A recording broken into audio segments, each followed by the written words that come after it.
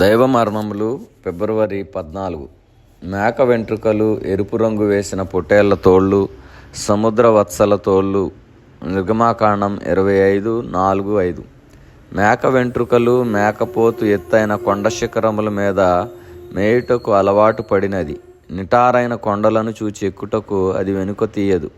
ఉన్నత స్థలములను వెదుకుచూ పైకి వెళ్ళుచున్న మేక గంభీరముగా నుండును. క్రైస్తవ జీవితము ఉన్నత పర్వతము నెక్కుటతో సమానము. నీవు దేవుని సన్నిధిని అనుభవించగోరుచున్నావా?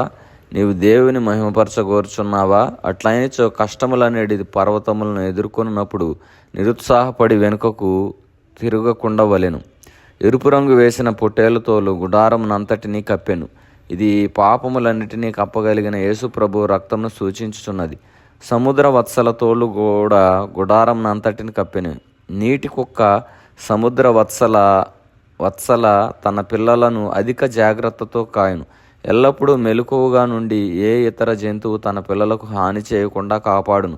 పక్షిరాజు తన పిల్లలను కాయనట్లు, గొర్రెల కాపరి గొర్రెలను కాయనట్లు మనలను యేసుక్రీస్తు ప్రభువు కాయునను పాఠంను ఈ సముద్ర వత్సల తోళ్ల ద్వారా నేర్చుకొనిచున్నాము. రోగులు, పేదలు, అనేక అవసరతల్లో ఉన్న వారిని కాయుటకు కాపరులు అవసరము. కనుక ఓ ప్రభువా, వాత్సల్యత గల కాపరులను మాకు దయచేసి మమ్మల్ని కూడా అట్టి వారినిగా చేయమని ప్రార్థించవలని. మనము కూడా అనేకమైన భారములతో, కష్టములతో, నిరుత్సాహంతో వెనుకకు తిరగకుండా కష్టములన్నిటి పర్వతములను విశ్వాసములుగా ఎక్కగలుగుటకు, అలాగే కష్టములలో నష్టములలో ఉన్నవారిని సేద తీర్చుటకు దేవుడు కూడా అటువంటి